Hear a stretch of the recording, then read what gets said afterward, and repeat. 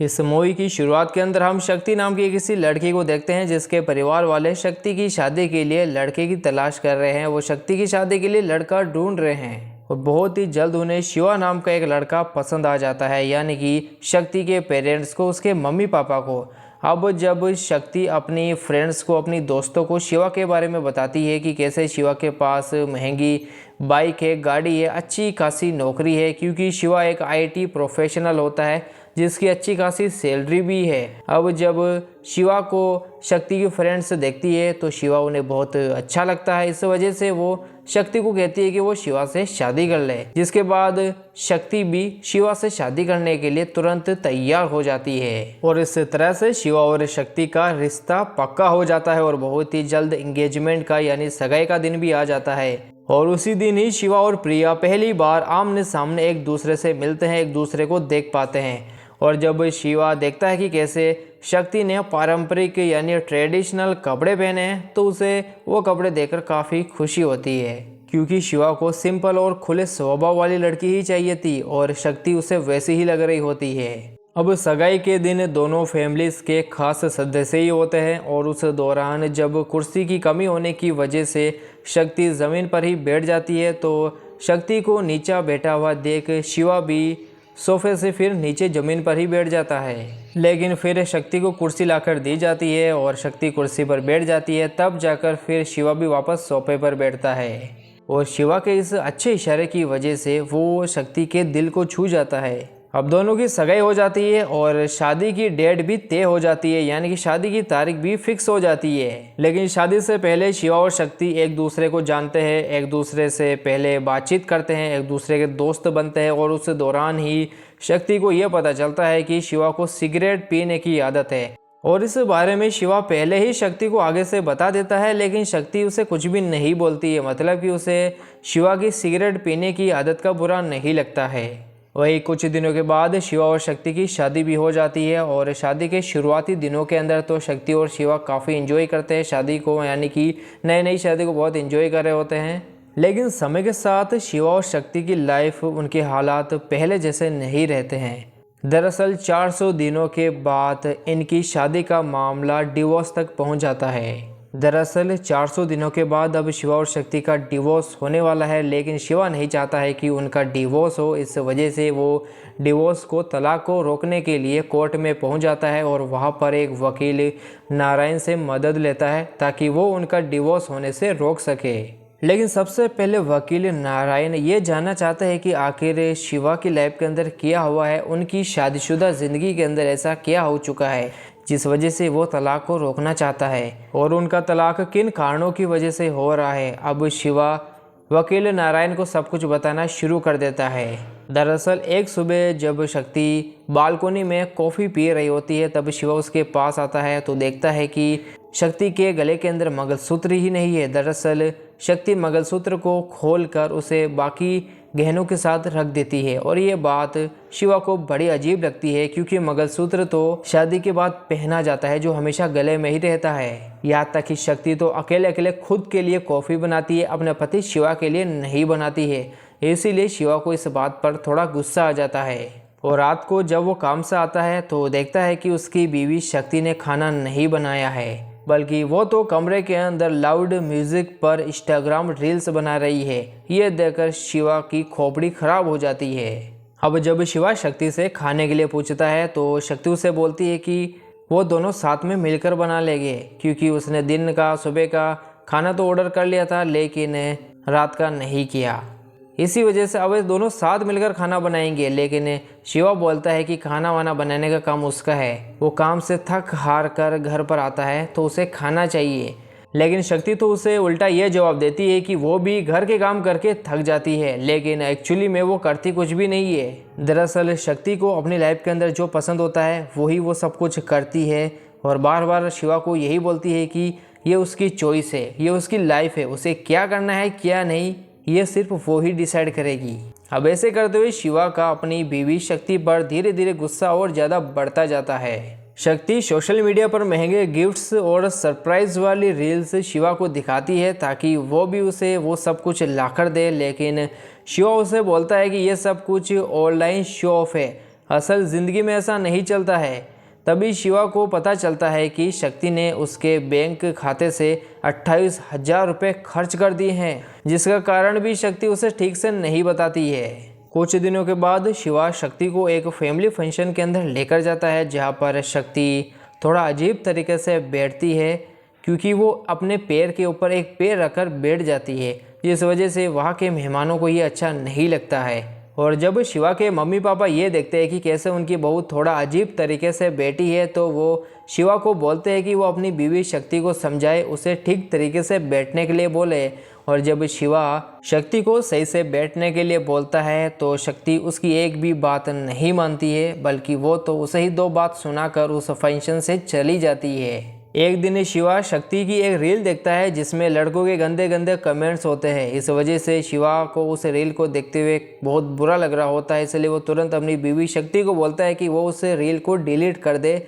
लेकिन शक्ति ऐसा नहीं करती है, वो उस रील को डिलीट नहीं करती है, जिस वजह से फिर दोनों के बीच में ही बहुत बड़ी बहस हो जाती है। और फिर इस शाम को शिवा टेंशन की वजह से शराब पीने लगता है और नशे के अंदर वो कहता है कि वो शक्ति से शादी करके बुरी तरीके से फंस चुका है, क्योंकि शादी से पहले तो शिवा को शक्ति एकदम घरेलू टाइप की लगी थी, लेकिन शादी के बाद तो वो एकदम से ही बदल गई।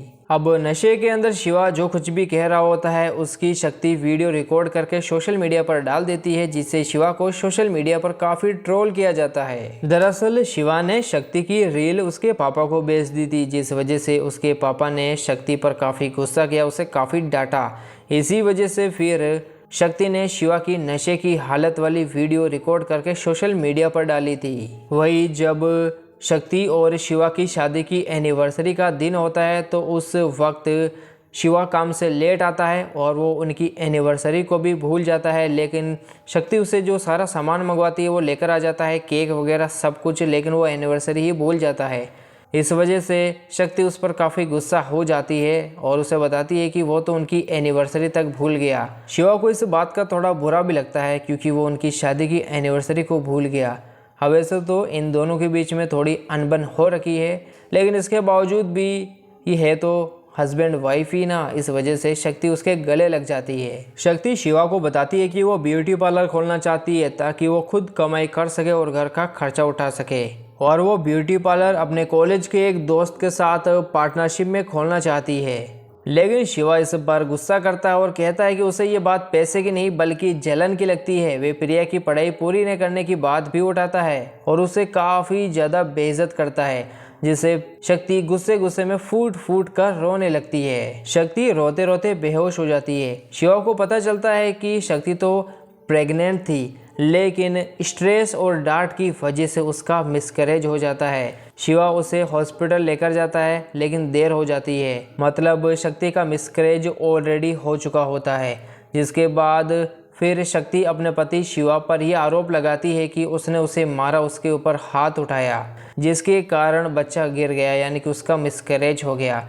और फिर ऐसे करते हुए ये केस गंभीर हो जाता है, सीरियस हो जाता है। शिवा अब डिवोर्स रोकने के लिए स्ट्रगल कर रहा है और इसी वजह से वो अब वकील नारायण के पास है। शिवा शक्ति के पास माफ़ी मांगने भी जाता है, लेकिन शक्ति उसकी एक भी बात नहीं सुनती है और उसकी वकील लक्ष्मी और उसके साथी द्वारा शिवा को कोर्ट में बहुत अपमानित किया जाता है, उसकी बहुत बेइज्जती की जाती है। वकील नारायण शिवा को बताता है कि लड़कों के लिए कानून बहुत ज़्यादा मुश्किल है और झूठे आरोपों के बावजूद भी, यानी कि उसके ऊपर उसकी बीवी शक्ति जो झूठे आरोप लगा रही है उसके बावजूद भी वो फंस सकते हैं। और जब शिवा की कोर्ट में पहली सुनवाई होती है तो वहाँ पर शक्ति अपनी वकील लक्ष्मी के साथ आती है, जहाँ पर नारायण को यह पता चलता है कि शक्ति की वकील लक्ष्मी और कोई नहीं बल्कि उसकी एक्स वाइफ है, जिसका अब उससे डिवोर्स हो चुका है। और नारायण अपनी एक्स बीवी से बहुत नफरत करता है और अब वो शिवा को केस को पर्सनली हैंडल करने वाला है।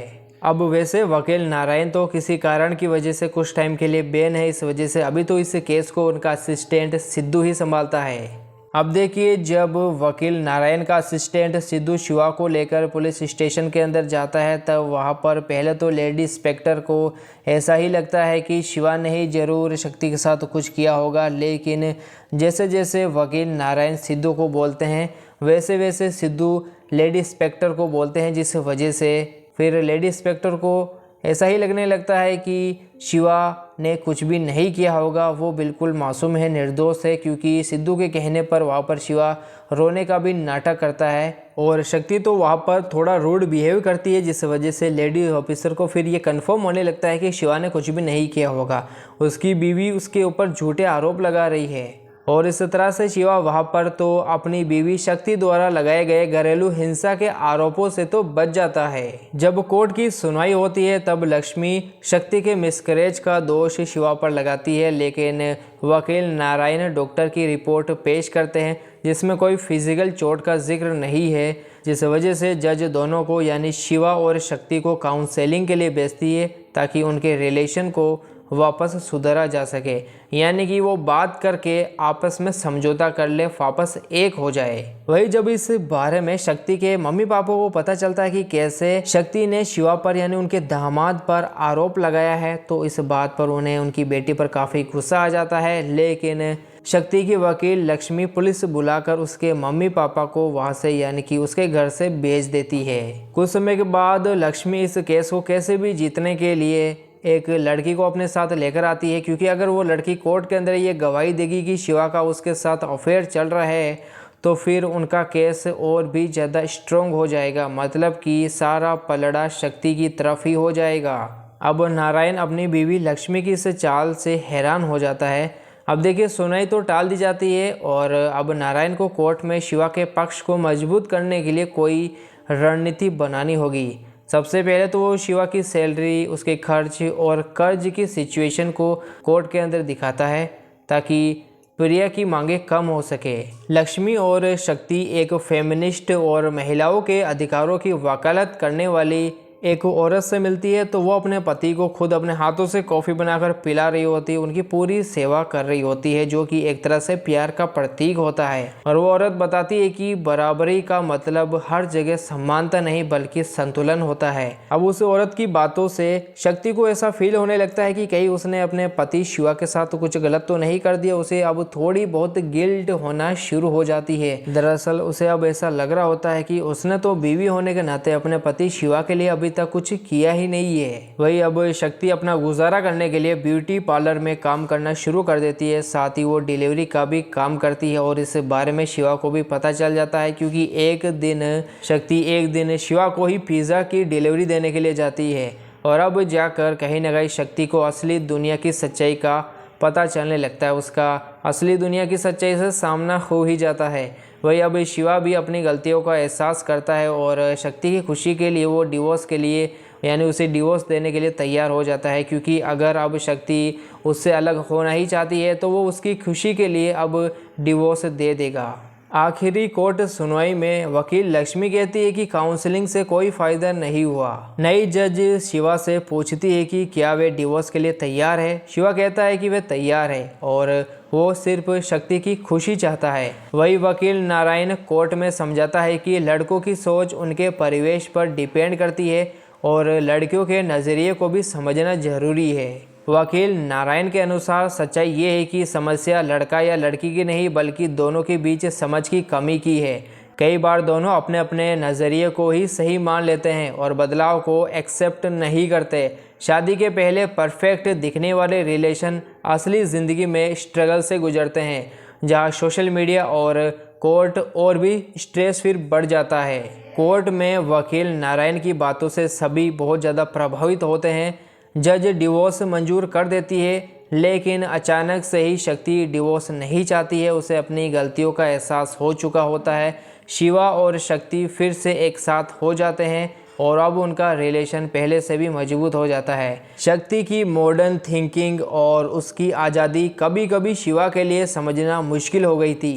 ईगो और छोटी बातें, घर के काम, छोटी छोटी बहसें और ईगो की लड़ाई उनके रिलेशन को तलाक की कगार तक ले आती है। देखिए दोस्तों, प्यार और समझदारी से रिलेशन को बचाया जा सकता है और अब ये बात वकील लक्ष्मी को भी समझ में आ जाती है। इस वजह से अब वो अपनी बेटी से उसके पापा यानी वकील नारायण से बात करवाती है। अब जब वकील नारायण अपनी बेटी से वीडियो कॉल पर बात करता है तो वो बात करते करते काफ़ी ज़्यादा इमोशनल हो जाता है, उसकी आंखें नम हो जाती है। दरअसल अब वकील लक्ष्मी वकील नारायण यानी अपने एक्स पति को ये बताने की कोशिश कर रही होती है कि अब उनका रिलेशन फिर से पहले जैसा होने वाला है। ये मूवी हमारे इंडियन कल्चर में भारतीय समाज में शादी, रिलेशन और सामाजिक अपेक्षाओं के बीच के स्ट्रगल को अच्छे से दर्शाती है, दिखाती है और फिर समझदारी से प्रॉब्लम को ढूंढने का अच्छा खासा मैसेज भी देती है। ये फिल्म आज के दौर के कपल्स को एक आईना दिखाती है कि कैसे फेमिनिज्म या लिबरलिज्म जैसे शब्दों का गलत इस्तेमाल या गलत समझ रिश्तों में दरार डाल सकती है और कैसे बातचीत और समझदारी से सब ठीक किया जा सकता है। और दोस्तों, इसी के साथ ये मूवी यहीं पर ख़त्म हो जाती है।